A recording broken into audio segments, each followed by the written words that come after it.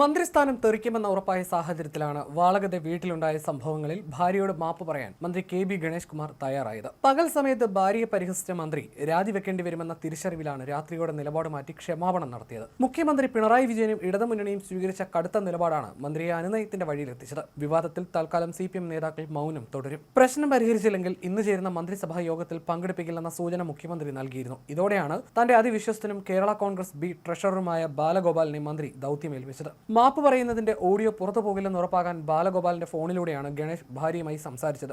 നിയമസഭാ തെരഞ്ഞെടുപ്പ് പടിവാതിൽക്കൽ നിൽക്കെ മന്ത്രിക്കെതിരെ ഉയർന്ന സ്ത്രീ വിഷയത്തിലുള്ള ആരോപണം മുന്നണിക്ക് വലിയ തിരിച്ചടിയാകുമെന്ന് LDF വിലയിരുത്തിയിരുന്നു.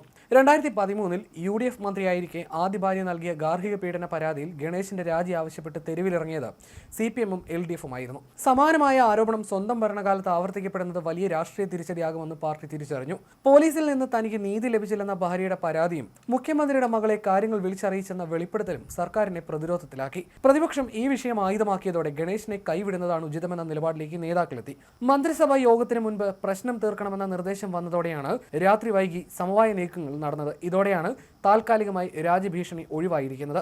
ഉണ്ടായത് കുടുംബ പ്രശ്നമാണെന്ന് ഗണേഷ് കുമാറിന്റെ നിലപാട് മുഖവിലേക്ക് എടുത്തെങ്കിലും ഉടൻ പ്രശ്നത്തിന് പരിഹാരം കാണണമെന്ന് മുഖ്യമന്ത്രി നിർദ്ദേശിക്കുകയായിരുന്നു. അല്ലാത്തപക്ഷം ഇന്ന് ചേരുന്ന മന്ത്രിസഭാ യോഗത്തിൽ ഗണേഷ് കുമാർ പങ്കെടുക്കേണ്ടതില്ലെന്ന നിലപാടിലേക്ക് മുഖ്യമന്ത്രി നീങ്ങി. ഇക്കാര്യം ഗണേഷ് കുമാറിനെ അറിയിച്ചതോടെയാണ് രാജി ഒഴിവാക്കാനുള്ള നീക്കത്തിന്റെ ഭാഗമായി രാത്രി വൈകി ഭാര്യയുമായി ഫോണിൽ സംസാരിച്ച് എല്ലാം പറഞ്ഞു തീർത്തത്.